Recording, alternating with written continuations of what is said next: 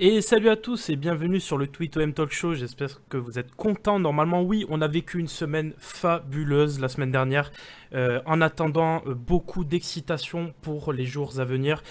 Pour faire ce talk, moi je suis avec FX, salut FX. Salut Julien, bonsoir à tous. Je suis avec Gunther, salut Gunther. Salut à tous. Et je suis avec Najet qui n'était pas venu depuis longtemps, salut Najet. Bonsoir à tous. Voilà, donc on va attaquer tout de suite avec le sommaire, à savoir OM Lille, le débrief, un match de folie, une belle ambiance. On va débriefer tout ça, parler des forces, mais des petites faiblesses qu'on a pu ressentir par moment. On va faire un petit focus sur les joueurs. On va parler dans une troisième partie du sprint final. Qu'est-ce qui nous attend pour la fin? Quelle équipe va lâcher la course au podium? Et un gros focus sur l'Europe en quatrième partie. Et enfin, question des auditeurs dans la dernière partie avec des petits leaks sur la tenue Puma de l'an prochain. Restez jusqu'à la fin de l'émission, vous aurez quelques surprises. Voilà. Donc on attaque tout de suite avec le débrief OM Lille. Je vais te poser la question habituelle, Najet, à savoir qu'est-ce que tu attendais avant ce match? Est-ce que tu pensais qu'on allait galérer contre cette équipe de Lille? J'attendais une victoire, comme vous. Non, mais en fait, on a tellement l'habitude de se régaler ces derniers temps que maintenant, on a tous hâte d'aller au Vélodrome à chaque fois, de voir des buts. Et cette année, franchement, on est gâtés en termes de buts. Parce que quand tu regardes le nombre de buts inscrits depuis le début de la saison, je crois que ça faisait depuis les années 70 qu'on n'avait pas vu ça. Donc là, pour le coup, la devise, elle est respectée, droit au but. Après, je m'attendais pas du tout à galérer face à Lille, mais franchement, je pensais pas que ça allait être aussi simple. Parce que franchement, autant, bon, c'est baladé, il n'y a rien à dire, mais alors autant à l'adversaire, mais alors, franchement, je savais qu'ils n'étaient pas bons, parce que je les ai vus quelques fois, mais alors ils ont été catastrophiques. Tu te dis qu'une équipe quand même qui lutte pour le maintien, tu es un minimum concerné, même si tu es mauvais techniquement, tu fais au moins les efforts. Et franchement, je les ai pas sentis concernés. Tu avais l'impression qu'ils étaient venus comme des touristes au Vélodrome, donc ils ont pris une petite valise et sont repartis. Ouais, je posais la même question avec mon compère FX qui était avec moi au stade. À quoi tu t'attendais avant ce match? Est-ce que c'était comme Najet ou est-ce que tu as été surpris par la faiblesse adverse? Je vais pas dire tout de suite si j'étais surpris par la faiblesse parce que c'est pas ce à quoi je m'attendais avant le match.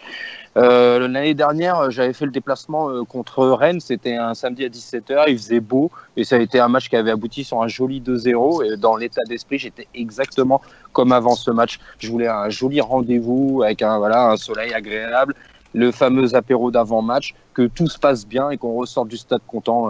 Moi, c'est ce à quoi je m'attendais. Ouais, je vois beaucoup Kofi, le pire gardien de Ligue 1, on y reviendra, hein, les gars, je vous lis, vous inquiétez pas. Mais toi, Gunther, est-ce que tu, en tant que lâche qui ne s'est pas déplacé au Vélodrome, est-ce que tu t'attendais à une victoire ou une défaite du coup? Si tu te rappelles la fin du talk passé, là, j'avais dit on va les tuer et énonçant toutes les raisons pour lesquelles on allait les fracasser. Et voilà. Et voilà, ça s'est avéré vrai. Ouais, ça s'est avéré vrai. Mais pour ceux qui n'étaient pas là au dernier talk, est-ce que tu peux rapidement je disais que entre la semaine de préparation, que ça fait longtemps qu'on n'a pas eu vraiment une semaine complète, et le fait que c'était Lille, que je pensais que au sein du club, mine de rien, il y a une petite rivalité de projet, c'était le moyen de les enfoncer.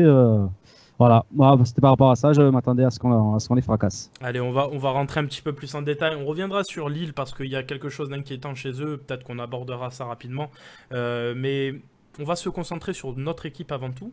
On a retrouvé un petit peu ce quatuor qui semble être le quatuor favori finalement de Rudy Garcia en cette fin de saison, à savoir Ocampos, Thauvin, Payet, Mitroglou. La performance de notre attaque est quand même assez impressionnante, Najet, non? Ouais, franchement, tu vois bien que déjà, on a un Payet qui est plus qu'en forme ces derniers temps. Là, franchement, ça fait quelques matchs qu'il enchaîne des bonnes prestations.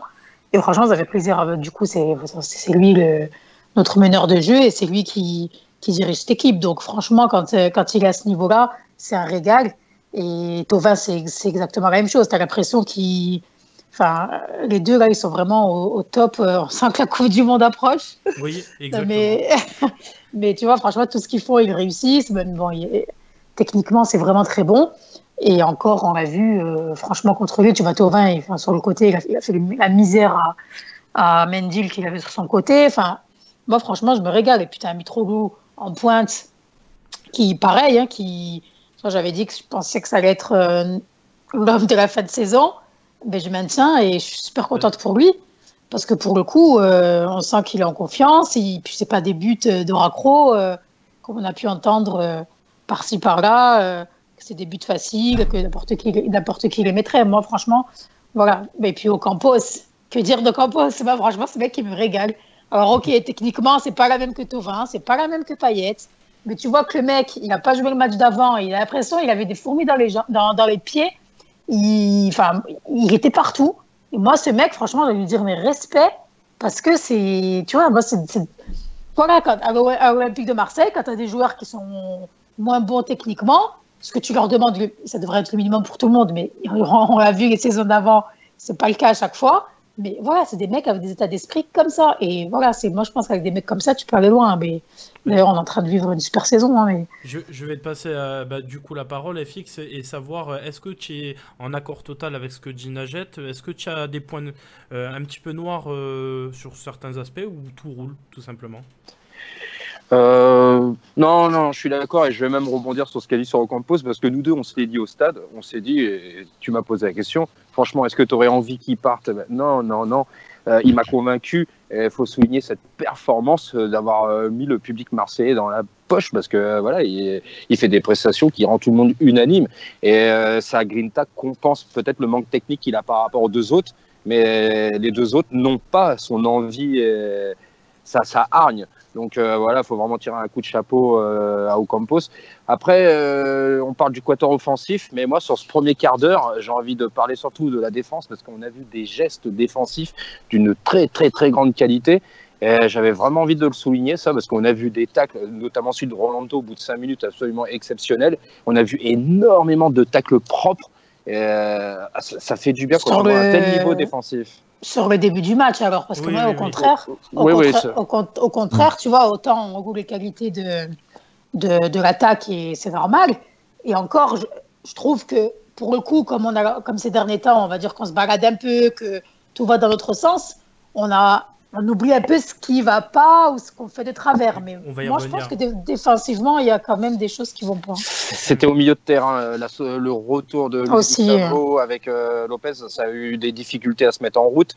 Mais il y a quand même eu des gestes défensifs. En fin de compte, je ne vais pas dire que la défense a été globalement bonne, mais vraiment, il y a eu des gestes défensifs individuels par moment assez. Non, mais après, tu as eu quelques pertes de ballon, tu vois, où là, on s'en fout, c'est Lille, ils sont pas bons. Je pense que tu pouvais même leur donner un pénalty, ils l'auraient raté tellement qu'ils étaient au fond du trou. Mais c'est vrai. Ouais. Mais par contre, contre d'autres équipes, ce genre d'erreur. Non, mais tu as raison et ça s'est vérifié à 3. De toute manière, on est encore sur la lancée. Notre équipe, elle est encore un petit peu coupée en deux. Sauf que là, Lille n'a pas su en profiter. Bien que pendant les 20 premières minutes, ils ont mené quelques offensives assez directes parce que justement, ils avaient de l'espace pour le faire. Et ça, c'est problématique depuis 2 matchs. Si tu fais quelques erreurs et qui te coûtent 2 buts, mais que derrière t'en mets 5, moi, ce football-là, ça me va aussi. Il y a une personne qu'on n'a pas entendue et à juste titre parce qu'il a, je pense, pas rien à dire à un joueur qui lui aussi est en compétition pour l'équipe de France. Du coup, Gunther, parle-nous un petit peu de Bounassar parce qu'on a vu que Hiroki Sakai s'est blessé. Alors ça, on y reviendra plus tard, mais c'est plutôt un coup dur. Et du coup, Bounassar a sorti quand même un très très bon match pour le coup. Vas-y, parle-nous un petit peu de Sarr, vu que c'est ton chouchou. Alors, je vais d'ailleurs en profiter pour faire de la pub au travail de l'ombre qui m'a dit que sa vidéo sera sur Bouna. Bon. Bounassar, quel homme. Non, je sais. Non, mais sans déconner. En plus, tu me demandes à moi, mais je sais même plus quoi dire sur Bounassar. Moi, ça fait. Là, en fait, il y a eu un moment dans la saison où il commence à me décevoir. Je trouvais qu'il avait un peu pris le boulard. Enfin, c'est l'impression que ça donnait, sa façon de jouer. Mais là, il s'est totalement ressaisi depuis quelques matchs. Et écoute, c'est incroyable. Le mec, il dribble. Le mec, il est collectif. Il a une vision de jeu que j'ai rarement vue. Franchement, il est capable de te faire une passe sans regarder le mec. On a l'impression qu'il sait où. Enfin, moi, franchement, je suis désolé. Hein, vraiment, je suis sur le cul de ce qu'il fait. Hein. Alors, certes, Sakai, je l'adore. J'adore les deux. Mais Mais ce que Sakai compense, en quoi Sakai est meilleur défensivement, Bounassar, pour moi, il est meilleur offensivement. Donc, vraiment, attention, parce qu'il a aussi sorti de 3 tacles glissés super bien léchés. Ah oui, tout à fait. Mais d'un autre côté, il est capable. C'est ça le problème en fait avec Bounassar. Il est capable de te faire un super retour de dingue. Ça, c'est un problème qui persiste. Parce que jusqu'à présent, à chaque fois qu'il fait une erreur, je trouve qu'il a tendance à ne plus la faire le match d'après. Mais par contre, j'ai remarqué que souvent, il fait des super interventions. Il revient comme un fada, il tacle glissé comme tu dis. Et après, l'action, de suite, peut-être même 30 secondes après, genre, j'ai fait le taf. Je suis plus concerné. Et c'est là où souvent, on peut se faire avoir. Ouais, mais sur Bouna, est-ce que c'est pas un peu ça ce qu'on lui reproche actuellement, c'est-à-dire être un défenseur sur la brèche, tu vois ce que je veux dire, il fait de très jolis gestes défensifs, tout ça, mais c'est probablement le défenseur qui est un peu moins... de toute façon, Rudy Garcia le disait en conférence, Hiroki Sakai, c'est vraiment le défenseur défensif par excellence, et Bounassar, son pendant offensif. Donc pour le coup, on se prive un petit peu de ce joueur défensif. Mais dans tous les cas, notre force, c'est l'attaque. Alors, je pense pas que ça va nous handicaper jusqu'à la fin de saison.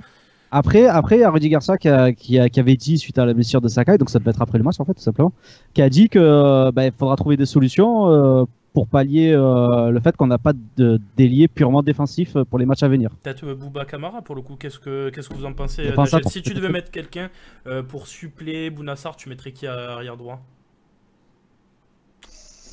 Mais je pense qu'on n'a pas trop le choix. Oui. On n'a pas trop. Non, mais on n'a pas trop le choix là. Je sais pas, tu peux mettre qui là, à part Bounassar. Est-ce que tu te sens pas un petit Grégory Sertic? Non, qui? Pardon? Non, j'ai dit ça. En tribune, ouais. Bon, d'accord. Moi, je pense que ça veut dire en fait qu'il envisage de rejouer encore à 3. Possible. Ouais, c'est pas une mauvaise idée. Contre qui, jeudi? Non, je sais pas, mais vu ce qu'il a dit. Et j'ai beau réfléchir, je vois pas la solution pour pallier Bounassar et avoir un mec plus défensif. Bounassar, c'est tout. Oui, mais dans ce cas, tu dis pas qu'il faudra trouver un moyen pour... Oui, éventuellement, mais bon, là, de toute façon, ça sera du bricolage. S'il se blesse lui aussi ou qu'il prend un carton rouge, on verra en temps et en heure. Mais après, ce qu'il faut dire aussi sur Bounassar, bon, je vous rejoins par rapport à ses qualités offensives comparé à Sakai et inversement. Il faut dire aussi qu'il était blessé et qu'il revient quand même assez vite. Oui. Ça, je trouve que c'est... En fait, cette équipe, elle tourne tellement bien, il y a tellement un bon état d'esprit que tout le monde a envie de réussir. Tout le monde sent, en fait, les joueurs sentent que, surtout après ce match contre Leipzig au Vélodrome où c'était bouillant, qu'il se passe vraiment quelque chose. Et en fait, comme nous, on s'est régalé, et c'est pareil sur le terrain. Et tu as l'impression qu'il n'y a personne qui veut... Tu vois, c'est les joueurs qui sont blessés comme Sakai, t'as l'impression, tu verras, il a envie de revenir super vite. 3 semaines. C'est le cas pour Adil, c'est le cas pour... ouais, mais tu vois, autant quand ça tourne pas bien et que tu vois, c'est un peu galère. Enfin, voilà, si tu te blesses, ben, tu peux être sûr qu'il y en a peut-être qui vont prendre tout leur temps pour revenir. Autant là, c'est totalement l'inverse. Tu as tous les joueurs qui veulent jouer tous les matchs et pourtant, tu vois, Rudy Garcia fait très bien tourner l'équipe. Tu as des joueurs qui sont sur le banc dès qu'ils rentrent, ils sont à fond, ça se voit. Et franchement, ça fait plaisir. FX, toi qui as un petit peu cette mémoire, peut-être que moi j'ai pas, par exemple, est-ce que tu as mémoire d'une équipe, tu sais, comme disait Najet, quand il y avait un blessé, le mec voulait de suite être là. Est-ce qu'il y avait cet engouement au sein de l'effectif? Est-ce que tu as mémoire de ça? Ouais, l'époque Guéret, tu le sentais, date, parce que voilà, c'est ça. Mais bon, ils étaient tellement à fond avec leur coach que quoi qu'il arrive, il serait mort sur le terrain pour lui. Mais après, entre-temps, on a eu des périodes fastes, parfois même ennuyeuses, où justement l'état d'esprit nous saoulait, nous énervait énormément. Après, avec Bielsa, on l'a ressenti aussi un petit peu, ça malgré tout, parce qu'ils adhéraient à cette niaque. Mais c'est vrai que ce qui se passe cette année, la remarque de Najet, elle est superbe, parce que tu le sens, tu le vois, tu le palpes même, tu vois, c'est assez terrible. Apporter la pierre à l'édifice. Et c'est pour ça que tous les médias parlent de cœur, effectivement. Et j'ai bien aimé Payet qui disait que au final, de jouer avec un peu de folie comme ça permet de rester concerné aussi tout le long du match, quoi. Ouais. On va juste, pardon, j'ai affiché les statistiques un peu trop tôt, mais c'est vrai qu'on va y revenir une dernière fois avant de passer à la suite. Mais ok, on a marqué 5 buts. Ok, c'était pareil à 3, mais il faut quand même souligner les petits errements défensifs. On peut pas passer outre parce que quand on va arriver sur une équipe, notamment Salzbourg dès jeudi, ça va être quand même compliqué si on défend de la sorte. Comment vous pouvez expliquer ça? FX commence là-dessus. Est-ce que tu penses que cet axe Rolando-Amavi avec un Amavi qui est parvenu et un Rolando pas à 100%, est-ce que tu penses que ça vient de là? Ou il y a peut-être d'autres explications? Non, pour moi c'est le milieu de terrain. À partir du moment que tu as la sensation que ton équipe est coupée en deux, comme à Leipzig, contre 3, et encore une fois ce samedi à certains moments, c'est le milieu de terrain, clairement, parce que d'ailleurs on n'a pas dû faire 3 fois le même milieu de terrain. Donc à partir du moment que tu manques de stabilité dans la zone de combat, des duels les plus importants, il se passe cet effet-là, et les espaces se libèrent aussi. Donc voilà, ceci explique cela. Et on a une instabilité au milieu de terrain, et la paire Zambo-Luis Gustavo a disparu depuis un mois maintenant. Et Ouais. ça fait un mois où on constate effectivement des errements défensifs. Alors, C'est pas la défense centrale. Pour moi. juste, je vais poser la question à Najette. Est-ce que tu es d'accord avec le fait que ça vienne du milieu de terrain? Qu'est-ce que tu penses de cette association Gustavo Lopez? Est-ce que c'est un peu léger défensivement parlant?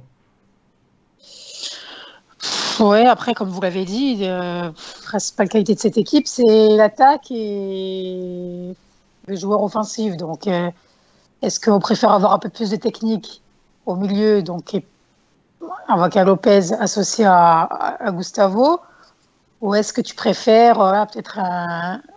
Alors après, Gustavo, il est technique, mais si tu mets un Zambo à côté, bon, honnêtement, Zambo, ces derniers temps, il a fait de bonnes rentrées, il n'y a pas de souci, j'ai aucun souci avec lui.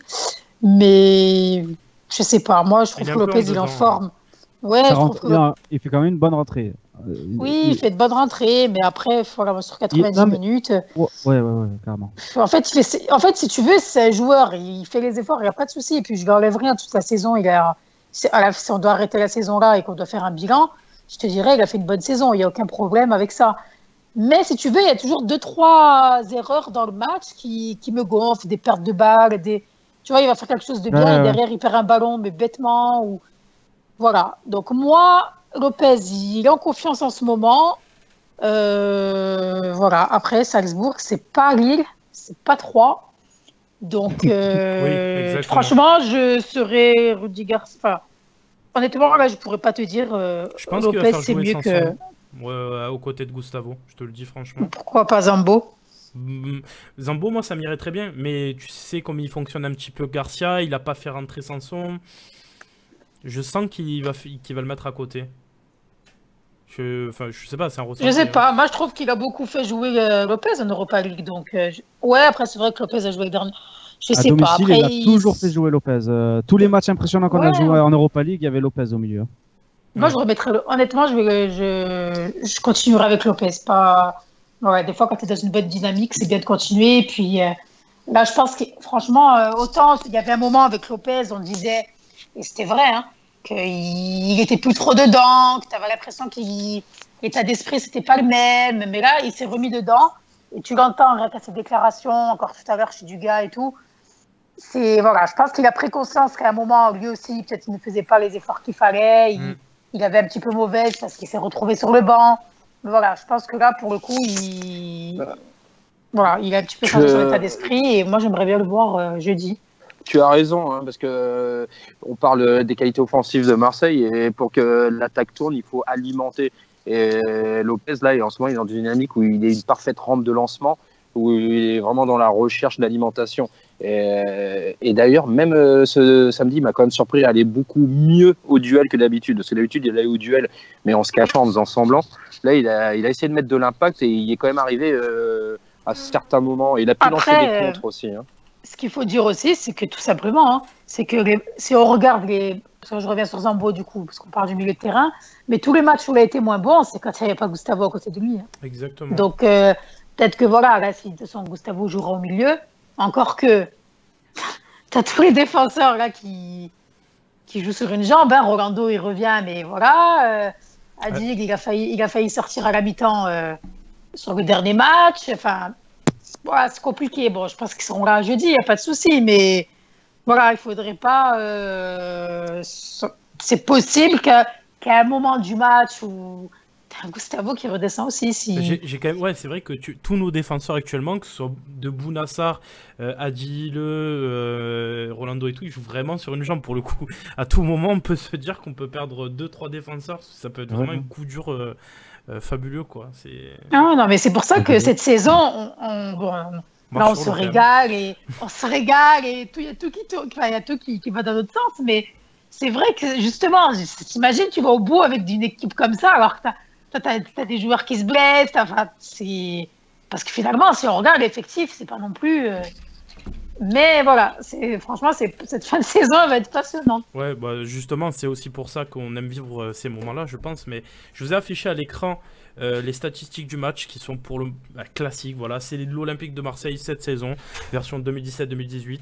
Des stats avec une énorme possession, beaucoup de tirs. Les tirs cadrés sont assez constants finalement, à peu près entre 8 et 10 par match. D'une manière générale, on est supérieur à 80-90% des équipes dans le duel cette année. Voilà, qu'est-ce que ça vous inspire? Et surtout, on va faire un petit crochet. Mais FX, qu'est-ce que tu penses de Lille? Pour le coup, c'est quand même grave. Est-ce que tu penses qu'on va perdre cette équipe qui, historiquement, est une équipe solide dans le haut du tableau de Ligue 1, quoi? Alors là, je vais faire un discours un peu fataliste. On a perdu un long moment les Glasgow Rangers dans l'Europe. Personne n'en avait rien à foutre, puisqu'il y avait Manchester City et le PSG qui brillaient mille feux, qui claquaient des dollars. Donc, une grande équipe peut mourir, on s'en fout, puisqu'il y en aura toujours des plus grandes grâce aux dollars. Ensuite, pareil, il y a les institutions Lens, Auxerre qui souffrent cruellement. Le Mans qui a apporté beaucoup de choses, c'est descendu dans les fins fonds, mais on s'en fout puisque le PSG va bien. Donc on pourrait très bien perdre Lille, on s'en fout, il y aura toujours Neymar, il y aura toujours des recrutements à Paris. Et ça, les médias sont complètement responsables de ne pas se sensibiliser pour des institutions du foot. Je parle même de l'AS Cannes ou du Havre qui ont été des clubs mais plus que formateurs que la France a eu besoin, notamment pour gagner la Coupe du Monde en 98, et aujourd'hui on n'en a plus rien à faire de ces clubs-là, tu vois. C'est dramatique, donc on pourrait très bien perdre Lille également, et comme tu dis, c'est une équipe qui avait le moyen de faire progresser aussi cette Ligue 1, et c'est ce qu'ils ont réussi à faire donc vers 2010, tout ça, d'ailleurs quand Garcia est arrivé. Donc ça serait vraiment malheureux, mais ça serait malheureux pour les amoureux du football, mais pas pour l'opinion publique, hein.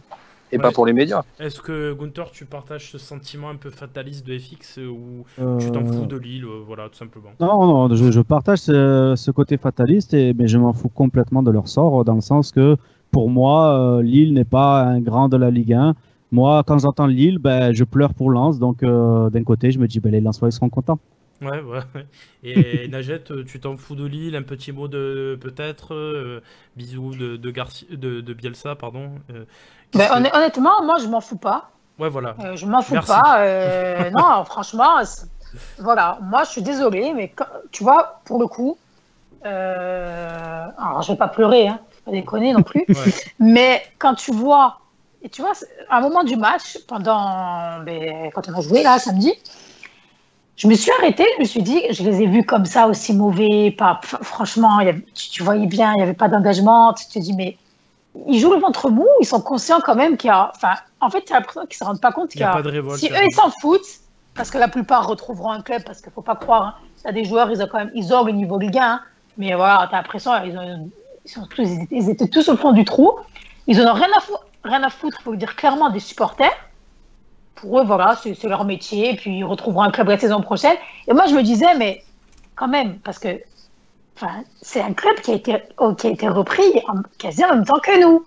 Et moi, je me disais, mais franchement, on ne se rend peut-être pas compte, on est tous à fond, on est en train de vivre quelque chose d'exceptionnel, il faut dire ce qui est, même si au final, tu prends juste les chiffres, tu es en demi d'une coupe d'une Europa League et t'es quatrième de Ligue 1. Normalement, quatrième de Ligue 1 pour un club comme l'OM, c'est normal. C'est pas normal. Dans tous les cas, tu dois toujours jouer les premiers rôles. Mais je me disais, mais punaise, franchement, j'aimerais pas être à leur place. T'es là, tu viens d'être acheté. T'as des mecs qui sont venus, parce que franchement, il y a plein de responsables dans l'histoire. Hein. Oui. Que ce soit à la Ligue, que ce soit Lopez et compagnie, Sédou qui a cédé le club à des gens. Ils arrivent au bout d'un an, ils sont déjà à la rue. Ça se trouve, même s'ils ne descendent pas en Ligue 2, ils seront rétrogradés parce que financièrement, ils sont à la rue. Franchement, c'est un scandale. Vraiment, j'aimerais vraiment pas être à la place des supporters de Lille. Oui, ça, c'est sûr, on ça. aurait pu Et- vraiment être à leur Mais c'est place. pour ça que je. Moi, ça me fait de la peine pour eux, honnêtement. Voilà, j'aimerais vraiment pas être. Tu sais, il y en a, nous, on s'en rend compte, enfin, on le sait, parce que quand l'OM va pas bien, nous, on va pas bien. Il y a des gens qui sont passionnés et des fois, quand tu vis de belles émotions en sport, donc avec ton club, eh bien, si ça va pas bien un peu dans ta vie, ça te remonte un peu le moral, c'est vrai. Hein. Et s'imagine en plus si ton club il est en crise comme ça et que tu vois des joueurs qui tu vas descendre très bien, voilà, il y a plein de choses qui sont passées et qui font qu'aujourd'hui ils sont dans les derniers de Ligue 1, mais quand tu vois des joueurs qui courent pas, qui font même pas le minimum. Ils ont abandonné. Paganelli disait à l'antenne que Galtier lui avait clairement dit carrément fait comprendre que les joueurs ils sont pas concernés. Quoi. Ouais, bon, Garcia. Ouais, il est gentil, l'ami Galtier, mais il a pas repris l'équipe il y a 2 matchs. Alors lui, comme par hasard, personne ne dit rien. Ça fait 8 matchs. Non, mais je suis d'accord avec toi. Ça fait 8 matchs et c'est vrai que... Attends, normalement, mais c'est un truc juste ça va, normalement. T'as un petit électrochoc, tu vois, genre... t'as des changements psychologiques, tu sais. Je vais juste finir sur quelque chose. Gunther, on va avancer parce que de toute façon, on a trop parlé de Lille. Parce que de toute façon, on s'en fout de Lille. Parce que de toute façon, on s'en... Non, je vais pas aller jusque là, mais juste pour vous dire qu'il y a eu des vidéos qui ont fuité et Galtier disait que clairement la direction voulait pas que certains joueurs jouent. Voilà, c'est juste la petite info comme ça. Et c'est comme ça, voilà. C'est le petit mot pour la fin. Je vais juste prendre la phrase de Mysterious Fada pour finir. La seule bonne action de MLD, c'est d'envoyer Gérard Lopez à Lille. Voilà. Et on va passer à la suite, parce qu'on aurait pu vraiment connaître cette chose-là. Donc on va faire un petit focus sur les joueurs, à savoir Mitroglou. On va commencer par lui. Donc vous allez m'entendre une fois, les gars. Vous allez m'entendre une fois dire Mitroglou, tu as fait un bon match, voilà. Je l'ai dit, et oui, vous ne rêvez pas, ça va être sur le replay aussi. Tout simplement pour passer un petit peu la plaisanterie. D'habitude, quand il joue mal, je le dis. Quand il joue bien, je le dis. C'est le joueur, peut-être, qui va faire quelque chose dans cette fin de saison. Donc, Nagel, je te lance dessus. Vas-y, dis-nous ce que tu penses de Mitroglou, de son match. Mais écoute, il fait un bon match, il te met 2 buts. Je l'ai dit tout à l'heure, mais c'est pas des buts de recro. Moi, je suis vraiment contente pour lui. Puis même quand il marque pas, tu sens quand même, tu vois, il est là pour te faire la petite remise. Je trouve que voilà, tu vois, souvent on va un peu. Pour moi, c'est un vrai attaquant de surface, du coup, contrairement à Germain, qui a peut-être besoin d'être associé à. Enfin, pas peut-être, hein, c'est sûr, hein, qui a besoin d'être associé à un autre joueur devant. Sinon, voilà, je trouve qu'on le voit pas assez. Et Mitroglou, voilà, c'est. Moi, je pense, voilà, je vous l'ai dit tout à l'heure en off. Pour moi, si tu veux, c'est un joueur. Il est arrivé, il n'était pas en condition. Il n'était pas en condition, tu as voulu le mettre d'entrée. Et pour un attaquant, c'est pas bon parce que déjà, voilà, psychologiquement, il n'était pas du tout. Physiquement, il n'y était pas du tout. Et je pense qu'à un moment de la saison, quand il s'est blessé, ça lui a fait du bien. Parce que finalement, il s'est fait sa petite préparation. Et c'est à ce moment-là, quand il revient, qu'il se met à marquer des buts et à reprendre de la confiance. Donc, franchement, c'est parfait. Et j'espère que ça va continuer comme ça jusqu'à la fin de la saison. Hein. Je vais juste prendre la parole pour remercier Doc Pepper qui s'est abonné pour le 2e mois d'affilée. Merci à toi, mon pote. Merci du soutien, c'est très gentil. Je vais te passer la parole, FX, parce que souviens-toi, tu étais au match avec moi. Mitroglou, à chaque fois qu'il loupait quelque chose dans le jeu, j'étais là, ah, vous avez vu. Et derrière, tu avais petit dédicace aussi à Papa Fana qui me tapait dans l'épaule à chaque fois que Mitroglou marquait. Donc, qu'est-ce que tu as pensé de sa prestation ? Je vais avoir un discours nuancé. Un buteur doit marquer. Donc Mitroglou est buteur et il a marqué 2 fois. Après son match, il est très moyen. On a annoncé à chaque fois quand il partait ballon au pied, on va dire normalement ça passe pas. Effectivement, passe direct à l'adversaire sur 2-3 comptes. Et on se le disait, toi et moi, ça il sait pas faire, mais on lui en voulait pas. Moi, il a fait un bon match à partir du moment qu'il est buteur et qu'il marque 2 buts, il est dans la surface, il remplit ce job-là. Parce que Mitroglou, son seul job qu'il sache réellement faire dans le football, c'est d'être dans la surface, et être gênant et de scorer quand il peut, si ce soit un ballon qui traîne dans les airs, au sol, peu importe.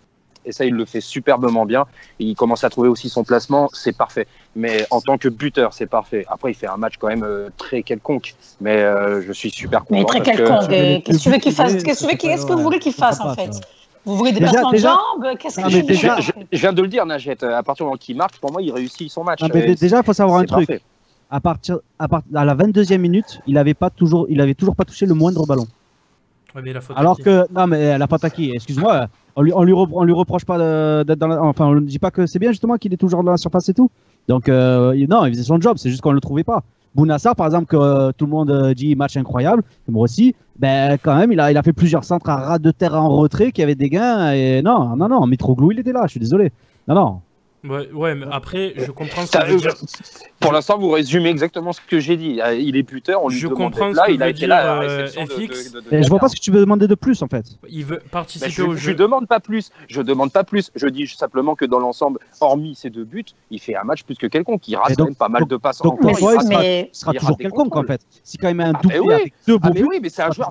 Me dites pas qu'il a des autres qualités que celle d'être un buteur. Au-delà de ça, mais son rôle de buteur, qu'il fasse de plus. Non, moi, je trouve pas justement que ce soit le genre d'attaquant qui soit égoïste, parce que tu as des joueurs, ils veulent toujours essayer de tirer quand ils ont le ballon. Lui, pour le coup, tu le vois bien, il a toujours ce coup où il lève la tête, où il va regarder certains coéquipiers qui est démarqué, qui essaie de jouer 2 fois en remise. Moi, je trouve pas que... C'est pas toujours pertinent d'ailleurs, hein, je te le dis. Mais exactement, mais il faut pas juste dire... Après, dans tous les cas, moi, j'ai pas besoin on a assez de joueurs techniques dans l'équipe qui sont là pour justement animer le jeu et faire des passements de jambes si vous voulez. J'ai pas besoin qu'il fasse ça. Personnellement, ce que je lui demande, c'est de marquer. Hein. Après, si je le vois pas pendant même 80 minutes et qu'il me marque un but en finale de l'Europa League, les gars. C'est pour ça que je nuance. Ce que je veux dire, c'est Clinton qui va marquer le but de la victoire. Voilà. Oui, bien sûr. Oui, bien sûr. Il va plus rejouer, lui. On sait jamais. Non, mais voilà, moi je lui demande justement d'être dangereux et de marquer. Et ce dernier mois, il est dangereux et il marque. Il est parfait pour ce que j'attends de lui. Après, si on me demande une analyse poussée, heureusement qu'il remplit la mission qu'on lui souhaite tous, parce qu'au-delà de ça, ça reste super faiblard. Mais je m'en fous du reste, justement. Il remplit ce que je lui demande et c'est parfait. Et en ce moment, je le trouve plus qu'intéressant parce qu'il est ultra dangereux. On va avancer sur le prochain joueur. Je peux dire un tout dernier mot. Fini. J'adore que quand il marque un but, sa première pensée, c'est pas du tout d'aller célébrer le but, mais de remercier son Mais c'est impressionnant, franchement. Sur l'état d'esprit, il aurait pu couler après les mois difficiles qu'il avait vécu. Il y aurait même des joueurs, parce que je pense qu'il aurait pu partir ailleurs, qui n'auraient pas hésité à partir au mercato d'hiver. Tu vois, et c'est le genre de joueur qui... il a une super attitude. Voilà, son état d'esprit, il me plaît et... Est-ce que tu penses qu'il y aurait aussi des joueurs qui se seraient mis en arrêt maladie et jusqu'au mondial et jouent au poker quand son équipe est champion de France? Est-ce que ça peut arriver, ça? Non. Bon, je faisais petite référence à Neymar pour ceux qui n'avaient pas compris. Voilà. Non, parce que Gunther est un peu lent à la détente. Je suis obligé d'expliquer les vannes. Je suis désolé. Mais c'est lundi, début de semaine. Non, c'est toute l'année. C'est toute l'année. C'est Gunther. Toute l'année. Voilà. Donc, on va passer à Florian Thauvin. Écoutez, moi, je suis impressionné. Je vais vous dire le fond de ma pensée. Le mec, je m'attendais... avant sa blessure, il était un peu en dedans. Il faut dire ce qui est un peu moins fort par rapport au début de saison. Je ne veux pas dire non plus qu'il était mauvais, mais je ne m'attendais pas à ce qu'il revienne direct comme ça. Et force est de constater que match après match, il enchaîne et il est impressionnant. Voilà, Gunther, à toi de commencer sur Thauvin. Voilà. Non, exactement pareil comme toi. Quand j'avais vu cette vidéo sur Objectif Match, je crois, où il disait moi dès que je vais revenir, c'est pour planter et tout.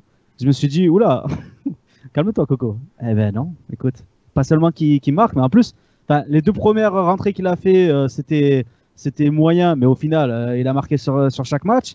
Et là, c'est du très très bon Thauvin, franchement. Et d'ailleurs, ça me fait penser à ce qu'on disait la semaine dernière quand on se demandait qui était mieux, Sarr ou Sakai pour combiner avec lui. Franchement, quand il est comme ça, n'importe qui peut combiner avec lui. C'est final, oui. Surtout avec Lopez. Hein. C'est peut-être pour ça, notamment que Rudy insiste avec Lopez. C'est parce qu'il y a une superbe entente au final avec Thauvin. Peut-être ce qu'il n'y a pas avec un autre joueur. Najed, je vais te poser la question, mais est-ce que la petite tricks qu'il y avait eu avec Payet, honnêtement, on est d'accord que c'est bidon, quoi. C'est le truc qui peut arriver sur le terrain par agacement, mais il n'y a rien de plus, quoi. Ah non, mais c'est exactement ça. De toute façon, après, voilà, il y a tellement tout qui va bien que dès qu'il y a quelque chose sur lequel tu vas pouvoir parler, voilà, on l'a vu avec des loupes, Payet qui s'agace, au contraire, tant mieux. Hein, c'est pas parce que tu sais, des fois, c'est pas parce que tu te tu marques 5 buts dans un match, que tout est parfait dans le match. Et voilà, c'est bien de voir qu'il y a des joueurs qui sont agacés parce que tu as fait 2, 3, 4 erreurs défensives ou qu'il y en a un ou l'autre qui ne fait pas les efforts. Moi, au contraire, c'est un état d'esprit de gagneur et je suis contente que ça se passe comme ça. Après, il n'y avait pas lieu il n'y en a pas eu non plus. On n'en a pas fait tout à fois non plus. Et puis, de toute façon, bon, après, c'était un peu un petit coup de cinéma où, tu vois, il laisse tirer le pénalty et tout. C'est pas... Voilà, c'était drôle. Et puis, ça remet un peu les choses... Et ils sont bons acteurs, d'ailleurs. Hein. J'allais dire, c'est de la com absolument parfaite. C'est pas... Bon, dans un sens, c'est pas des acteurs parce que, pour le coup, ils font pas semblant que ça se passe bien alors que ça se passe pas bien. Comme il y a pu y avoir à Paris, quand il y a eu une histoire qui tire les pénaltys et tout. Tu vois, là, pour le coup, ils ont juste vu, comme nous, ce qui s'était passé, ce qui s'était dit dans les médias, comme quoi Payet elle avait mauvaise après Thauvin, etc. Du coup, c'était l'occasion de remettre les choses dans le contexte et de dire que tout allait bien, ce qui n'est pas faux. Mais ils n'ont pas nié en tout cas qu'il y avait eu des soucis, au contraire. Je vais juste, on va avancer un petit peu plus vite, mais FX, je vais te poser une question. Est-ce que le fait, comme Najat disait, que Thauvin, que Payet s'agace au final, quand on gagne mais que le match n'est pas parfait, c'est pas déjà les prémices de se dire que l'équipe est en train de franchir un palier, c'est-à-dire elle se contente plus de la victoire, elle veut la victoire et la manière. Qu'est-ce que tu en penses? Ou alors, ouais, j'étais en train de réfléchir à ça pendant l'intervention de Najat. Je pense surtout que c'est Payet qui réalise enfin son rôle de capitana. Là, pour moi, il est passé un cran au-dessus. C'est peut-être pour ça qu'il revient fort, parce que peut-être que psychologiquement, il a pris la mesure du brassard et tu le ressens. Et donc, c'est pas vraiment un coup de com', mais la façon qu'il a eu de dire un peu aux médias et à tous les polémistes, fermez vos gueules, quand il a donné ce ballon à Thauvin, c'est assez exceptionnel. On n'est pas loin du coup de génie pour le coup. Donc, et ça, si c'est pas un capitaine qui protège son équipe, je ne sais pas ce que c'est. Donc voilà. Et c'est peut-être dommage que ce déclic ne soit pas arrivé un peu avant. On serait peut-être encore la bonne vague, la hype aurait peut-être commencé un petit peu avant encore, tu vois. Oui, mais voilà, pour moi, il y a un déclic sur son nouveau rôle à Dimitri. On va un petit peu avancer. J'avais prévu qu'on fasse des focus sur Gustavo Essar, mais au final, allez, peut-être un mot pour Gustavo, parce que je sais que quelqu'un dans ce talk-là l'apprécie particulièrement. Mais vas-y, Najat, je te laisse dire un mot sur Gustavo, parce que ça aurait été un peu bête de te l'enlever. Vas-y. Écoute, moi, vous le savez, hein, je suis amoureuse de Gustavo, donc non, mais il est énorme. De toute façon, même si je trouvais qu'il avait été moins bien ces derniers temps au milieu de terrain, de toute façon, avec l'accumulation des matchs et tout, c'était prévisible. Voilà, tu le mets en défense, il est bon.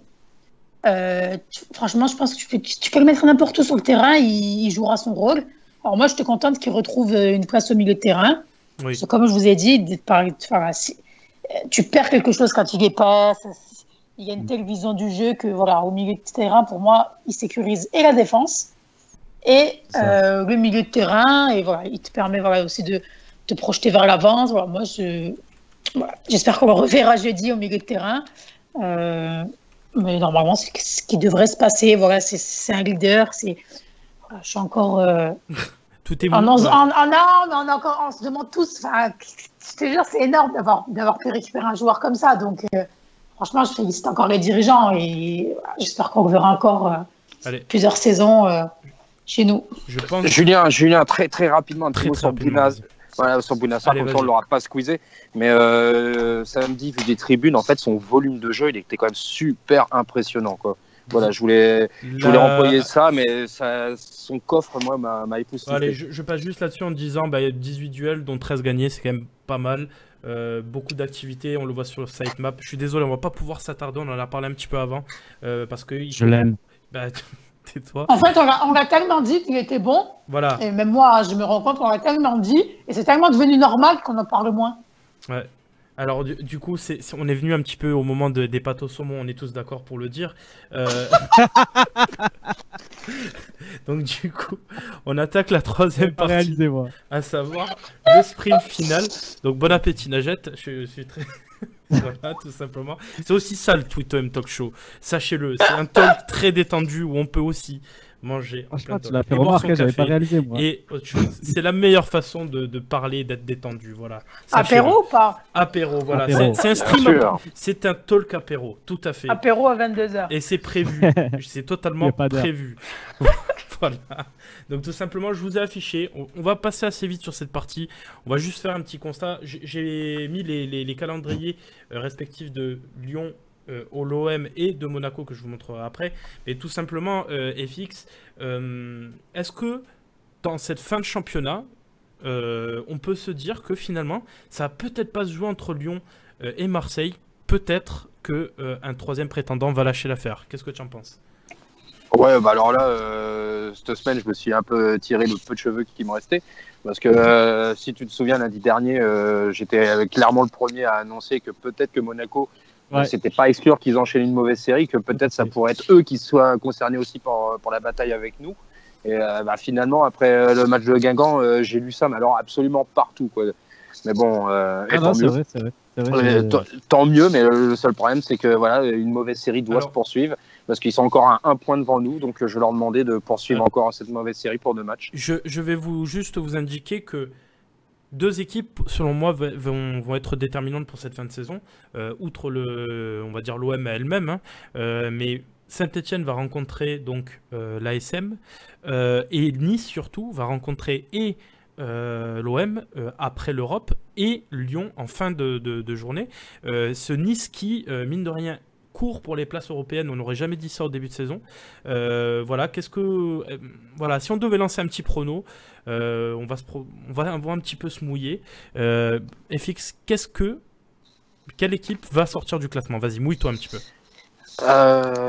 J'ai dit à René en off que de toute manière, pour atteindre le podium, il fallait faire 3 victoires, 1 nul. Si tu fais 2 victoires, 2 nuls, tu vas être sacrément en danger. Et malheureusement, j'ai envie de te dire que c'est l'OM qui est le plus capable de perdre des points bêtement. Comme à Angers, on est capable d'aller sortir un vieux match nul un partout, un peu frustrant. Par rapport aux autres, Lyon, ils ont énormément de réussite, ils ont beaucoup de chance et en plus, ils ont les institutions avec eux. Et alors dans ce cas-là, moi, je suis obligé de te parler d'Amiens parce que je crois qu'Amiens va rencontrer et Marseille et Monaco également. Oui.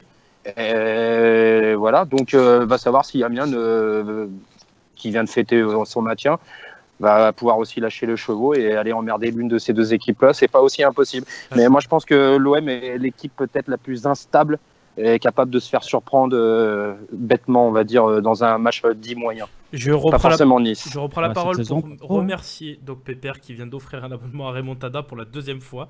Encore merci Doc Pépère et Remontada du coup. C'est sympa pour le soutien du talk. Je vais te poser la question Gunther du coup à toi, dis-nous qui tu penses qui va sortir de cette course. Est-ce que Lyon c'est pas une équipe de série que ils peuvent justement perdre pourquoi pas contre Nice ou contre une autre équipe? Alors, la semaine dernière, j'ai dit que Monaco, j'y croyais vraiment pas du tout à ce qui s'écroule. Et là, il y a toutes mes certitudes qui partent en lambeaux parce que franchement, Monaco, t'as le prochain match et il se plante encore. Lyon, il y a cette fameuse stat qu'au bout de 7 matchs, il commence à perdre des matchs. C'est toi qui avais dit ça, non? Une histoire de série de... Non, c'est une stat du gars du FCM, Mourad Alert, qui disait qu'il y avait une stat voilà, qui est assez marrante. Voilà. Donc, on salue Mourad s'il nous écoute d'ailleurs. Vas-y. Et après, nous, on est bon contre les faibles, mais faible contre les gros. Et Nice peut être considéré comme un gros en ce moment, vu qu'ils sont en bonne forme. Donc, franchement, pour moi, c'est vraiment en fait, j'ai aucune idée si Monaco sera 4e, 2e, 3e et pareil pour tous les autres. D'ailleurs, ça rend et que c'est passionnant, quoi. Ouais, tout à fait. Et c'était une question sur Twitter de Mysterious Fada qui disait Monaco semble accuser le coup. Pensez-vous qu'on peut vraiment croire à la 2e place? Oui, je pense. Najat, toi, qu'est-ce que tu en penses en une phrase pour clore cette partie? Qui tu penses que est-ce qu'on joue encore cette 2e place? Honnêtement, je vois Monaco sortir du podium, même si je préférais le voir rester et dégager Lyon. Mais je pense que, je sais pas, je pense que le match contre Paris leur a mis un coup, mine de rien, même si c'était joué d'avance, mais prendre une telle raclée, c'est pas rien. Voilà, moi je les sens pas dans une bonne dynamique et je pense que pour le coup, comme quoi tout va très vite, parce que il n'y a pas si longtemps je les voyais terminer 2e, et là je les vois honnêtement sortir du podium. Voilà. Après, nous, 2e, 3e, je verrais plutôt Lyon maintenant. Je sais pas, c'est compliqué. J'ai l'impression que Lyon, voilà, ils ont plus que ça à jouer de toute façon, donc j'ai l'impression qu'ils vont gagner tous leurs matchs. Je vois peut-être le match contre Nice, ou peut-être ils vont pas prendre 3 points, mais sinon pour le reste, je les vois faire un sans faute. Et juste, j'ai regardé les déclats d'après-match. Et en tout cas, les joueurs, alors qu'on ne savait pas encore que Monaco avait perdu, quoi. Eux, ils sont à fond concernés sur la deuxième place, on a l'impression. Bon, bah, tant mieux, je pense, pour nous. On va passer à la partie la plus importante. On s'est un petit peu attardé sur les autres, mais il y a tellement à dire sur cette OM que de toute façon, on prend plaisir à en parler.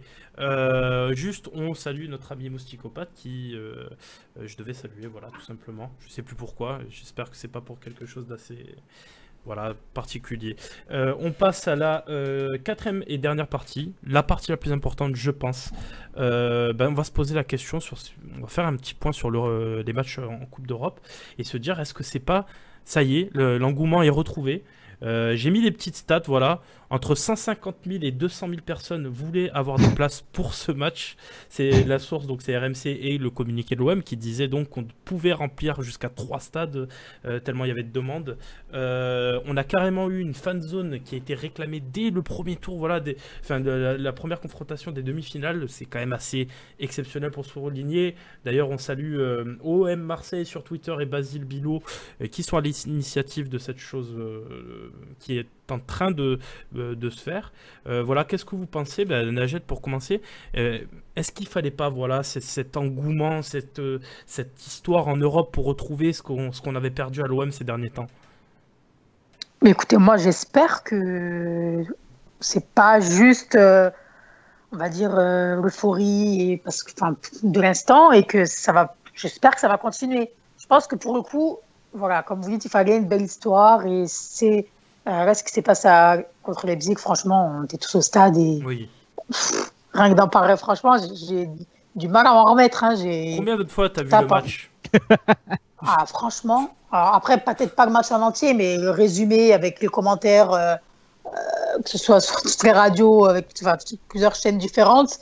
Je sais pas, j'ai arrêté de compter, mais franchement, c'est dire qu'on y était, non, mais c'est vrai, parce que voilà, on est supporter de l'OM depuis, on ne sait plus, mais pour le coup, tu as des gros événements comme ça qui te marquent à vie.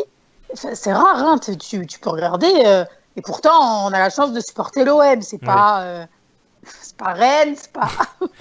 non, mais c'est vrai, mais pour le coup, voilà, moi, tu vois, j'étais au stade, je voyais des petits... mais c'est ça. Des petits qui étaient là et je me disais, punaise, tu vois, parce que eux, pour le coup, on a beau leur dire l'OM, tu sais, ils voient le PSG, ils en ont marre, enfin, avec tout l'argent maintenant qu'il y a dans les gros clubs et tout, c'est difficile, tu vois, même si, voilà, ça se transmet de génération en génération, mais des fois, voilà, c'est dur de concerner, on va dire, les enfants et le fait qu'ils vivent un moment comme ça et de voir un engouement comme ça. Mais franchement, et puis vous allez voir les abonnements l'année prochaine, et puis voilà. Tu mets le doigt sur quelque chose, Najed, c'est justement cette histoire de transmission qu'il n'y avait pas forcément. On entendait parler de 93, c'est les jeunes, on leur dit 93, c'était fantastique et tout, mais j'ai l'impression que là, ils le ressentent, tu vois ce que je veux dire? Et c'est pas pareil.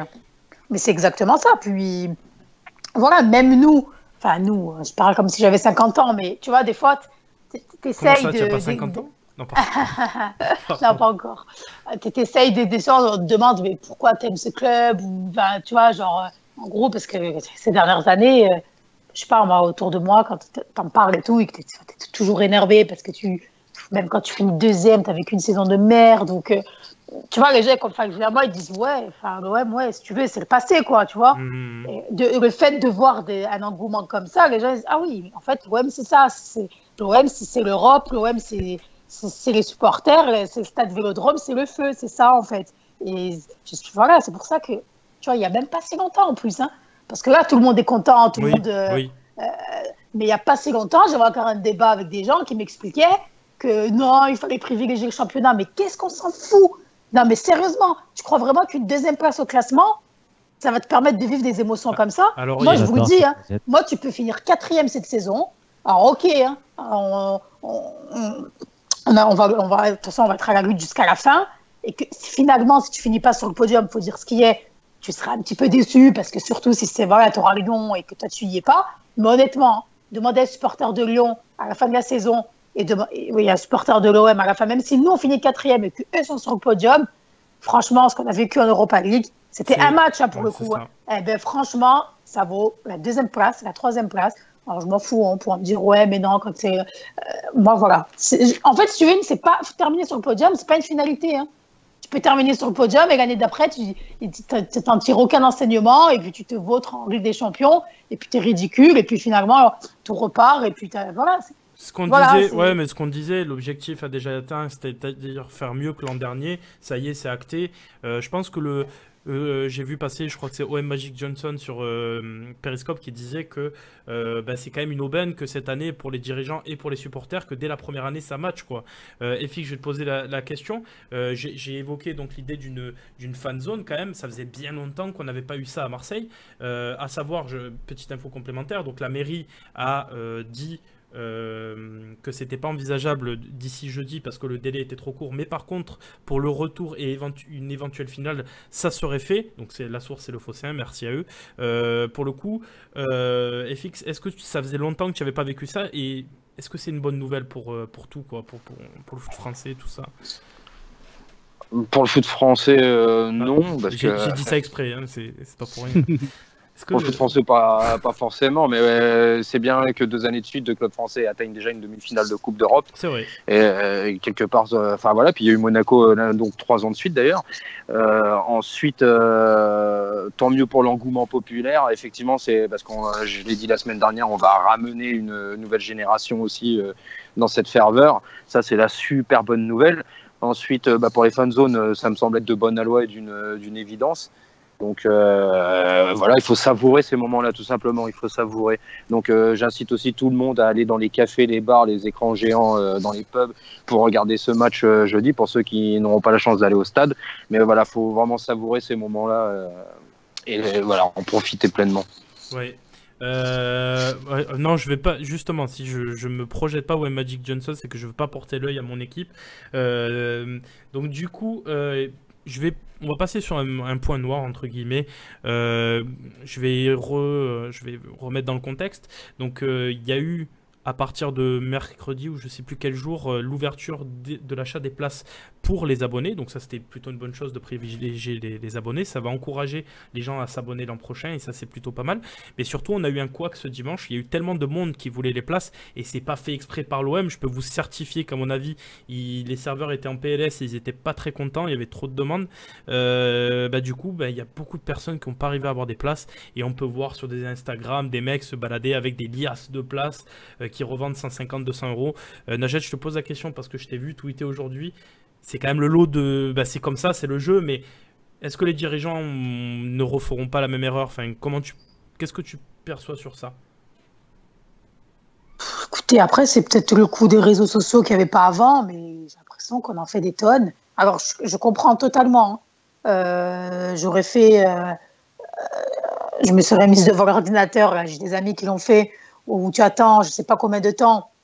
La journée. Au final, tu n'arrives même pas à avoir de place et que, en plus, au moment de t'identifier, c'est même pas au début où on te dit il n'y a pas de place, c'est mort. Voilà, tu es là, tu mets tes achats dans le panier et au final, ça bug, on te remet sur liste d'attente, etc. Donc, je comprends que tu sois frustré. Mais de toute façon, l'histoire des places revendues, etc., enfin, je ne sais pas. Hein. Moi, il y a 10 ans en arrière, je me pointais devant le stade et tu retrouvais des gens qui vendaient des places à 3 fois le prix. Voilà, des abonnements qu'ils ont dû payer 130 € l'année en virage où on me vendait des places pour aller voir Liverpool à 150 €. Tu vois ce que je veux dire?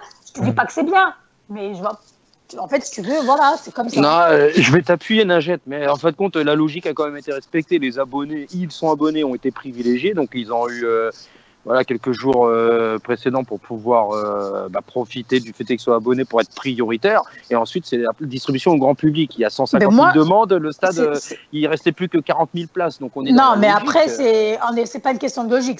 Non, ça, c'est normal que ce soit logique. Il y a 40 000 places, il n'y en a plus, il y en a plus. Oui, c'est évident, en fait. C'est le fait comment ça a été géré. Il y a eu des bugs, etc. Alors, ok, ils n'ont pas l'habitude et tout. Mais le serveur allait forcément être saturé. C'est une évidence. C'était comme ça aussi pour les finales de Coupe de France. T'imagines 200 000. Enfin, personne s'y attendait, même nous les premiers. Ils y sont pour rien. Après, ce qu'il faudrait, par contre, alors, je ne sais pas comment ça pourrait être mis en place, mais moi, Alors, ok, il y en a, c'est les abonnés, très bien, ils ont une priorité, et c'est très bien. À l'époque, Par tu contre- faisais la queue au stade, ça aurait été la même chose. Celui qui était en fond de queue, il serait arrivé devant le guichet qui se fermait devant lui, il aurait pleuré. Mais c'est la même chose sur Internet, il faut que les gens en soient conscients de ça. Non, Tout après, non. le monde ne pouvait pas être servi. Ce qu'il faudrait, par contre, je trouve que ce serait pas mal, je suis désolée, mais quand il y avait les 8000 personnes au stade, là, pour l'Europa League, Ouais, parce que c'est normal, hein, C'est priorisé. Ouais, d'accord, je vois ce que tu c'est veux dire. totalement normal. Je comprends qu'il y ait des gens qui vont forcément venir quand c'est un événement un peu plus important parce qu'ils habitent loin. Tout ça, je le conçois. Il y a pas de, moi, je juge personne. Par contre, j'aimerais bien que, comme les abonnés, eh bien, les personnes qui se sont tapées tous les premiers matchs, eh bien, qu'ils aient aussi une priorité. Voilà. Et ça, je pense que c'est facile à réaliser. Oui, l'erreur, c'est qu'il n'y a pas eu de pack. Parce que d'habitude, on fait toujours les packs Europe, tu vois. Et ça, en fin de compte, c'est peut-être un truc qui aurait dû être fait dès le départ. Ça te permettait d'avoir une sorte d'adhésion et qui pouvait aussi te donner une certaine priorité. Oui. Là, franchement, pour le coup, les dirigeants, là, ils ont tout gagné. Hein, parce que franchement, tu vois, c'est oui, ça. Hein, c'est et pourtant, tu vois, il y en a encore qui réfléchissent au coût de jouer l'Europa League financièrement. Mais tu vois, rien qu'en termes de. Enfin, le fait qu'on parle de toi comme ça. Parce qu'on a parlé pendant, je sais pas pendant combien de jours après ce match, et dans le monde, hein, parce que les gens qui disent, mais c'est quoi cette ambiance de fou? C'est ça qui fait un club, c'est ses supporters. Hein. Aujourd'hui, j'ai vu une déclat de ancien coach de Leipzig, je crois, qui disait que le nouveau, de l'ancien de Salzbourg, qui disait que le nouveau. Tu n'avais jamais vu ça, oui. Ouais, qu'il croyait avoir tout vu avec Besiktas, mais que là, ça dépassait On dépassait va la juste un petit peu avancer, je suis désolé, il y a beaucoup à dire, mais on est un peu serré sur le timing. Tout simplement, on a bien compris le message en disant que ça a toujours existé, tout ça. Je pense que les dirigeants prennent note. En fait, cette année, c'est l'année de l'apprentissage. Ils ont fait pas mal d'erreurs, mais on promis que ça ne se passerait plus pareil. On a déjà vu un changement par rapport à la com. Voilà, ils en tirent des mais vous voulez qu'ils fassent quoi de différent par rapport à la billetterie, en fait? Des serveurs béton. Des serveurs plus béton. Ok. Ça, tu vois, Ça changera rien du tout. Malheureusement, non, mais il y a une ville d'attente. Et non, mais les gars. Qu'il y ait des saturations ou qu'il n'y ait pas de saturation. Tu veux que je te donne un exemple? Ça aurait changé énormément. Non, mais ça aurait écoute, tout changé. Et fixe.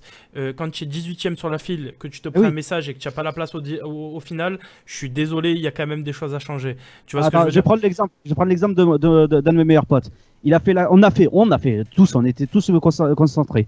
On a fait la file d'attente. Il arrive à la fin, il va pour payer, il met tout, la carte bleue et tout. Il attend le code de la banque, tu sais, le SMS. Il a attendu 1 heure, c'était trop tard. Voilà. En fait, Et tu recommences. c'est ça, c'est-à-dire que c'est comme si tu arrivais devant le guichet. C'est pas la faute de la billetterie, c'est la faute du Crédit Agricole. Non, c'est la faute des la serveurs. banque. C'est la faute des serveurs. Parce qu'en fait, le serveur n'a pas commis. Enfin, après, c'est trop technique, on va pas y rentrer dedans. Je peux te dire que c'est les serveurs qui étaient en PLS. J'ai fait une très belle métaphore que personne n'a RT. Je vous en veux tous. C'est quand j'ai dit, imaginez les serveurs, c'est comme dans le film 300. Et les serveurs, c'était les 300, tu vois. Et nous, c'était l'armée de Xerxes. Voilà, en gros, c'est ça. Bon, en gros, il fallait un stade de 200 000 places. Et puis c'est tout. Hein. C'est la faute de la ville. C'est la faute de la ville. Non, mais voilà, j'allais dire, on délocalise le match à l'ancien stade de la Lousse de Benfica ou au Maracana, puisque c'est. Non, parce que j'ai entendu certaines personnes me dire ouais, 60 000 personnes, c'est un peu trop pour le stade Vélodrome. Bref. Non, après arrêtez, hein, là, on est bien parce que voilà, ça fonctionne, tout le monde a envie d'avoir cette demi. Mais après, on n'a jamais joué. C'est rare les matchs où on a joué à guichet fermé cette saison. Ça va revenir. Ça va revenir. On y croit, on est chaud.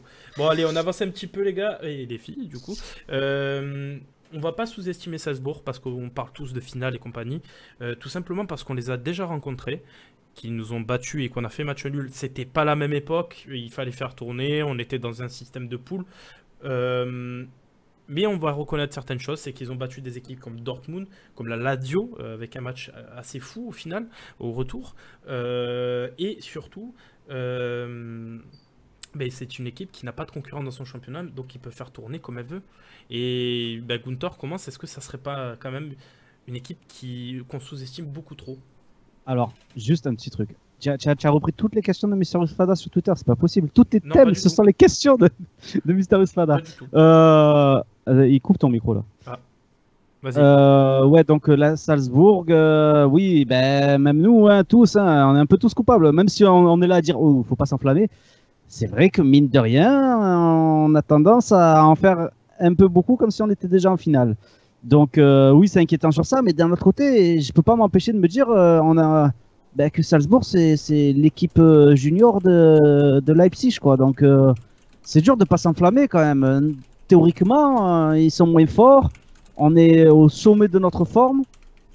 Et même si eux ils le sont aussi, ça reste. On les a déjà rencontrés, on sait que c'est pas des foudres de guerre non plus. Donc c'est dur quand même de pas s'enflammer, je trouve. Bon, après, nous on s'enflamme, c'est une chose, mais pour le coup, ceux qui sont posés et qui ne s'enflamment pas, même s'ils ont tous envie d'aller à Lyon, et c'est les joueurs et Rudy Garcia.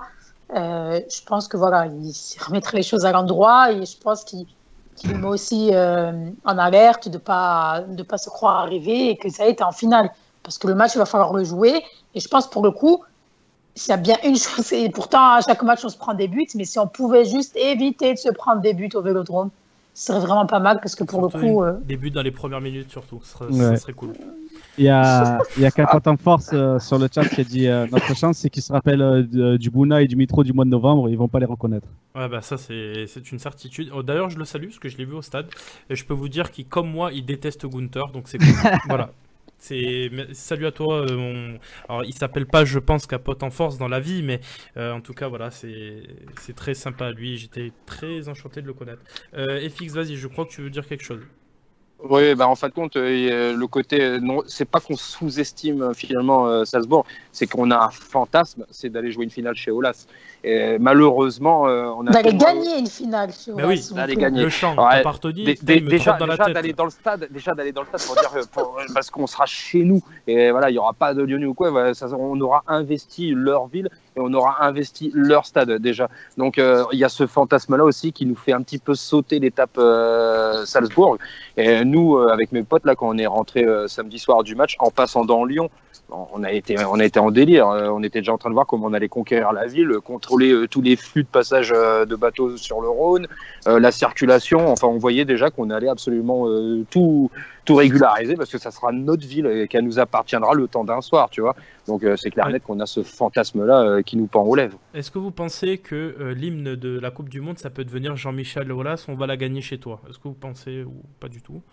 Non, pas du tout. Bon, bah tant pis. Donc, il y a quelqu'un qui a été banni. C'est Doc Pepper. Je suis désolé. C'est Moubot qui a pété un plomb. Je vais te déban. Donc, du coup, je vous ai affiché à l'écran la composition possible. On va avancer un petit peu parce qu'on est déjà hors du temps imparti. Donc, je vous ai affiché la compo, c'est-à-dire la classique, celle que je pense qui va pas beaucoup bouger d'ici la fin de saison d'un point de vue équipe type. Avec Sanson, j'ai mis Sanson aux côtés de Gustavo, sinon le même quatuor que samedi. Voilà, qu'est-ce que vous en pensez? Najet, est-ce que cette compo te plaît? Voilà. Je suis en train de voir ta compo du coup. Oui, Sanson, ouais, peut-être j'aurais mis Lopez, tu vois. Ouais, voilà. Et à ma vie, moi, il m'inquiète. Hein. Alors, depuis son retour de blessure, je trouve qu'il est très en dessous. Il n'y a pas d'alternative. Hein, ouais, voilà. Donc, oui, on n'a pas le choix. Non, mais c'est sûr. C'est pour ça que j'espère que pour le coup, il aura un niveau correct. Il est sur 2 passes décisives, donc à lui de se remettre vraiment dans le bain. Il est censé avoir regagné de la confiance. Donc voilà, on espère qu'il aura vraiment la tête à tous ses matchs pendant 90 minutes. D'ailleurs, il y a Energizer sur Twitter qui nous demandait le niveau d'Amavi en ce moment en un mot. Vous direz quoi? Nul. Médiocre. Passable. Dur. Pâte au saumon. Non, dur. Bon, voilà. On a dit un mot. Pardon. Donc du coup, ouais, non, bah, je pense qu'à ma vie, ce qui lui manque, c'est vraiment cette concurrence. Là, il a un statut un petit peu de, on va dire, d'humilité, mais même lui, il le sait, hein, il le dit, il est très lucide sur ce qu'il est capable de produire. Ouais. Je pense que Roussillon, au final, c'est pas une si mauvaise idée l'an prochain. Enfin, ou un mec du calibre de Roussillon, c'est-à-dire un titulaire en puissance, un mec qui pourrait le remettre encore plus en question parce que j'y vois un potentiel en lui. Et je le mets pas à la cave à ma vie. Je pense qu'il vit une fin de saison un peu compliquée, mais voilà, on va pas le jeter non plus. Bah, il revient changer, hein. Il revient d'une assez longue blessure où voilà, il a cravaché pour revenir au haut niveau. Il l'a été en automne avec Marseille. Et tu as forcément aussi un contre-coup quand tu reviens fort, quoi, en général, voilà, avec sa petite blessure également. Donc c'est pas surprenant, mais bon voilà, il reste quelques matchs. On va lui demander de serrer les dents et de foncer, quoi. Et pour finir cette partie, je vais vous poser une question qui m'est venue tout à l'heure comme ça.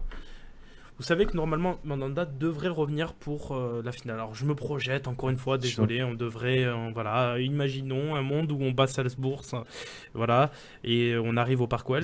Est-ce que vous remettez Mandanda ou est-ce que vous maintenez Pelé? Non mais c'est une question. Non, mais c'est une vraie question, là. Non, mais juste pour te dire que c'est quand même le mec qui nous a qualifié 2 tours. Est-ce que ça serait pas injuste? Il n'y a pas de nous a qualifié 2 tours. Il était là parce qu'on n'a pas eu le choix. Mais dans tous les cas, il n'y a même pas de débat sur le fait de remettre Mandanda. Mais non, attendez, les gars, c'est une finale. À un moment, la petite question, le petit truc qui peut faire que je me pose la question, c'est est-ce que c'est bon de faire revenir Mandanda qui n'a pas fait un match, quoi, tu vois, c'est ça, surtout. Oui, c'est très bien. Je le remets. C'est comme si tu me disais. Je me suis fait agresser, écoute-moi. Je suis un peu dur et tout, mais c'est comme si tu me disais, alors imaginons, je dis n'importe quoi, hein, Sakai serait prêt pour la finale, mais bon, vu qu'il était blessé, on va dire que c'est un petit peu court et tout. Est-ce que ça serait bien de mettre Sertic ou... Allez, non, les gars. Bon, non, Julien, pour répondre à ta question, ouais, ça me paraît évident que Mandanda reprenne sa place de titulaire pour ce match-là, avec l'expérience et tout. Par contre, pour Pelé, je vais faire un petit peu son avocat. Faut pas oublier que dans les arrêts de jeu contre Leipzig, il nous qualifie, hein, parce que il sort la parade ultime, vraiment dans les arrêts de jeu. Vraiment. De quoi? Il lui tire dessus, hein, je crois. Ouais, mais en fait, si tu veux. Les 2 buts qui se prennent contre Leipzig, on lui tire dessus et il se trouve à chaque fois. Là, on lui tire dessus, il s'assoit sur le ballon, il nous qualifie, c'est tout. Non, mais les gars, franchement, j'ai pas envie de les défoncer. Il a quand même fait des bons matchs, il n'y a aucun problème. Mais si on est en Europa League, c'est grâce à lui l'année dernière aussi, donc c'est le résultat. Non, mais c'est pas ça, c'est qu'on est tous d'accord. Vous n'allez pas me dire le contraire quand on est au stade devant la télé. C'est que à chaque ballon dans la surface, eh ben, franchement, moi perso, je suis inquiète. Ouais, je sais jamais ce qu'il va me faire. Les ballons aériens, j'aime bien moi. Oui, les ballons aériens, c'est une chose. Mais moi, franchement, sur les dégagements, tout ça, les prises de balles, je suis pas sereine. Je suis pas sereine. C'est quoi, je me suis liquéfié quand il a fait son crochet dans la surface là. Je me suis dit à un moment donné, le mec. C'est faux, on a tous fait olé. Tu vois. Et puis quand il y a une petite frappe en dehors de la surface, t'es jamais à l'abri qu'il fasse une petite boulette quand même. J'ai des fesses qu'on fait bravo FX. Je dis ça. Et même à 3 d'ailleurs, j'ai oublié qu'il nous garde dans le match là, parce qu'il détourne à 2-2, il détourne une magnifique frappe. Oui, enfin ça reste un gardien quand même. Oui, c'est bien que de temps en temps il fasse des arrêts quand même. Non, oui, mais il faut le souligner parce que le mec dans un contexte difficile, il doit remplacer le boss et puis moi je oublie que petit à petit il se remet dedans. Moi je trouve vraiment que c'est un bon gardien mais un mauvais remplaçant et là on voit que j'ai lancé un débat mais bon on n'a plus le temps. Du coup on passe aux questions-réponses. Alors profitez pour lâcher vos questions sur Periscope et sur Twitter. En attendant, moi je vous passe les petits leaks qui sont arrivés, qui sont plus ou moins officiels. Là il y a quand même beaucoup de gens qui commencent à dire et des gens qui sont un peu connus pour le coup, qui commencent à en parler. Il semblerait que ce maillot soit le maillot homme de l'année prochaine. Voilà. Moi, personnellement, beaucoup disent qu'il est beau. Je le trouve ignoble. Voilà. Désolé, vous pouvez me jeter des cailloux. C'est comme ça. Je n'aime pas beaucoup. Non, moi, je crois, j'avais pas vu celui-là. J'avais avec des rayures plus grosses. Non, celui-là, c'est. Ah, d'accord. Non, bah ça. Bah, du coup, comme je croyais que c'était l'autre, celui-là, je serais content, tu vois. Mais en soi, il me vend pas du rêve non plus. Est-ce que Najette, est-ce que tu aimes bien celui-là? Est-ce que ça te parle? Oui, écoute, ça va. Écoute, moi, j'ai l'impression qu'un enfant de 4 ans a dessiné sur les manches. Voilà, pour ma part. Non, moi, c'est le sponsor qui sort trop. Écoute, après, bizarre, en fait. Oui, t'as le sponsor en plein milieu, le orange. Du coup, moi, je pense que déjà, ils auront une belle coupe. Ça se voit. Ouais. Après, franchement, honnêtement. Plutôt pour les femmes, ça. En fait, la belle coupe, c'est plutôt le 16 mai. Oui. Le débat sur les maillots. Écoute-moi, parce que. Non, mais si tu veux. Tu vas demander à 100 personnes, tu n'auras jamais quelqu'un. Alors, ça fera jamais l'unanimité. Puis à la fin de la saison, tout le monde aime. Les gars, ça va se discuter parce que sur les joueurs, je suis d'accord, ça va avoir des beaux abdos saillants. Mais les mecs au bar avec l'abdo Cronenbourg, pensez à nous. Et je peux vous dire que on va avoir une sacrée bosse et ça va se voir. Bref. C'est pas grave, hein, pour acheter celui des années d'avant. Oui, c'est vrai. Moi, je garde celui de cette année, il me convient très bien. Voilà, pour ma part. Allez, je passe un petit peu. On va passer sur la gamme un peu, on va dire. Training, compagnie, bon, pour porter tous les jours. Je fais un petit peu, tu vois, comment dire, les reines du shopping ou un truc comme ça. Oh, ma, c'est très très beau celui-là, j'apprécie beaucoup la coupe. Ma chérie. Bref, voilà. Je sais pas si ça va passer à la vidéo.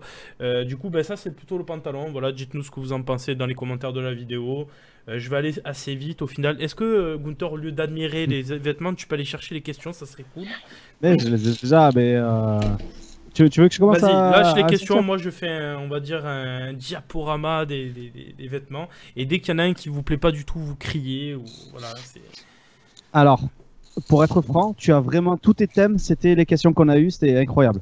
Donc il reste plus qu'une question de Mysterious Fada, sinon tu les as toutes écoulées. Et il n'y en a pas avec... de à chaque fois, ça Energizer correspondait. Non, non, oui, mais à chaque fois. bon, À un moment, j'ai dit que c'était Mysterious Fada et en fait, c'était Energizer. Vas-y. Alors, avec la titularisation de Mitroglou contre Lille, faut-il comprendre que Garcia s'est enfin rendu compte que Germain n'avait pas sa place en numéro 9? Oh, mais ça, on en a parlé, je pense, à beaucoup de talk. FX, vas-y, si tu veux répondre, sinon on passe. Enfin, Najed nous donnera son avis parce qu'on l'a pas eu, c'est vrai. Eh oui. Est-ce que vous pouvez voir le sublime t-shirt en même temps avec ses courbes et ses formes qui sciaient très bien. Vas-y, FX. Ouais, je vais faire mon fameux contre-pied, mais Mitroglou, il n'a pas été titulaire que contre Lille cette saison. Il y a eu d'autres matchs où il a été titulaire et c'est pas pour autant qu'il est resté derrière. Depuis novembre, il n'avait pas été titulaire en Ligue 1. Il y a eu un turnover, donc non, je suis pas sûr que dans la tête de Garcia ce soit définitif. Ça va dépendre de ses idées de jeu, donc voilà, et de son programme. Donc non, pour moi, c'est pas significatif. Ouais, il y a Hicham Project là qui dit les gars, on aura d'autres sponsors ou pas l'année prochaine? Vous savez vous un peu où on en est sur les sponsors? Sur les sponsors, je sais qu'on en cherche parce qu'il y a besoin, plus on a de rentrées, mieux c'est. Malheureusement. Mais le principal, ça reste Orange. Ouais, le principal, ça reste Orange. C'est pour les 5 ou 6 années à venir. Et on va dire que, ou 4 ou 5 ans, je crois, mais tout l'argent on va dire, du sponsor a déjà été versé, si tu veux. Tu sais, c'est pas sur chaque année, on a pris une transaction d'un coup et derrière, on n'aura plus rien. Voilà, mais par contre, ça vaut pour plusieurs années. Est-ce que, Najed, tu regardes ces sublimes t-shirts, est-ce que ça te parle un petit peu ou tu trouves ça assez moche au final? Voilà. Je suis pas trop fan là. Ce que je vois défiler.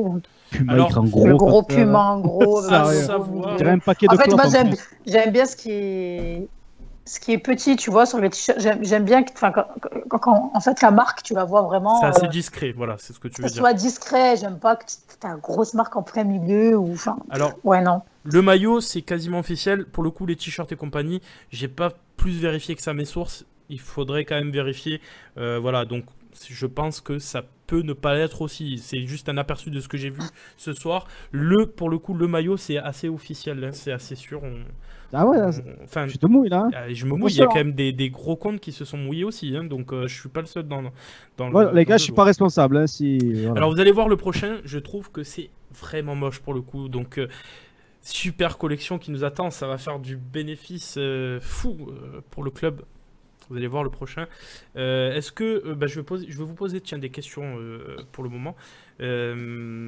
Si l'année prochaine, j'ai vu que par exemple au Campos, il y a plusieurs personnes qui étaient à fond dessus. Si un club italien par exemple viendrait le chercher pour, je vous dis une somme entre 15 et 20 millions, est-ce que vous le laisseriez partir à cette somme-là au Campos?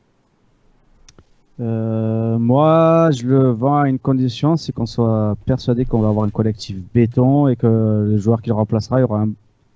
je pense qu'on peut pas trouver un profil semblable à lui en fait. Donc, il faut que ce soit compensé par par d'autres joueurs qui n'ont pas besoin d'avoir à côté de eux un psychopathe qui va au charbon, quoi. J'aime beaucoup ce survêt-là.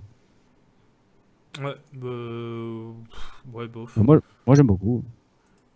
Franchement, je suis assez déçu de ce que je vois, je vous le dis. Hein. Mais après, ouais, Najed, du coup, est-ce qu'au Campos, tu le laisserais partir pour 15-20 millions? Non, moi je garde. Ouais, tu penses qu'on n'aurait pas mieux? Bah écoute, je pense que la cellule de recrutement travaille et que forcément, de toute façon, s'ils laissent partir, c'est qu'ils ont, j'espère bien, un plan derrière. Mais honnêtement, moi aujourd'hui, quand je vois les prix qui se pratiquent, un joueur parce que déjà, tu as un joueur qui va arriver avec des qualités, c'est une chose, mais de pouvoir t'adapter à un club et d'avoir un état d'esprit comme là au Campos, honnêtement, c'est plus compliqué et plus difficile à trouver. Donc, moi, franchement, sur ce qu'il fait cette saison, il me convient parfaitement. Alors, peut-être pas forcément un titulaire, mais voilà, tu vas encore jouer l'Europe l'année prochaine. Et dans tous les cas, il te faut des joueurs, dans un effectif, il te faut toujours des joueurs comme ça, avec les qualités de Campos. D'accord. Ouais, je suis assez d'accord avec toi pour le coup. Et FX, est-ce que toi, tu le vendrais ou pas? Alors moi j'ai été fan de la saison 98-99 sous l'ère Courbis parce qu'on avait un effectif de malade mental, une profondeur de banc hallucinant que même dans les années tapis on n'avait pas autant de qualité. Donc moi j'aime bien les effectifs pléthoriques en nombre. Donc du coup, s'il venait à rester, bien qu'il y ait un gros titulaire devant, voire même limite deux, il n'y a pas de problème, il reste. Voilà, j'aime les turnovers bien faits avec l'effectif de qualité. Allez, je pense qu'on était. On va finir sur ça, sur le talk. On a un petit peu duré longtemps pour voir un petit peu les collections qui va sortir. N'oubliez pas, s'il vous plaît, de vous abonner à la chaîne, YouTube. Pour le coup, de lâcher un petit pouce bleu, ça nous aide vraiment. Allez aussi vous abonner à nos partenaires si vous le voulez bien, qui sont Exafoot FR, donc le championnat des pronostics, et OM Passion, le site fait par les Ultras. Ça serait cool pour eux parce qu'ils font vraiment un très très beau boulot.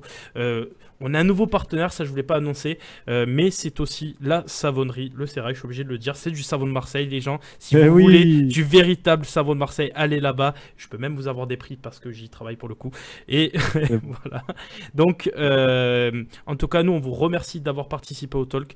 Le prochain sera donc lundi prochain. Je vous mets les invités en avant-première. Ça sera normalement Thierry Audibert et notre ami de France Bleu. J'ai plus le nom. J'ai plus. Est-ce qu'on peut m'aider? Désolé, c'est que moi. Tu es bidon. T'assumes. Je suis bidon. En plus, je l'ai parlé toute la journée, mais Tony Selly, voilà. Donc, notre ami Tony Selly. Yes, j'ai oublié son nom. Parce que je suis, tu vois. Excellent, Tony Selly. Mais il m'a fait la morale en plus. Tu sais pourquoi? Parce que j'en ai parlé toute la journée. Et en plus, c'est vrai, je dis à mon père, tiens, regarde, écoute, il y a Tony qui va passer dans le talk, c'est super pour nous. Et du coup, je l'ai oublié comme un idiot. Je suis vraiment désolé, Tony, si tu nous écoutes. Donc, il sera là le lundi prochain. Najat, si tu veux en plus faire le talk, tu reviens quand tu veux. Voilà. Merci à tous. C'est gentil. Je vous souhaite bonne soirée. Une bonne soirée et allez l'OM et à jeudi les gars. Mais à jeudi.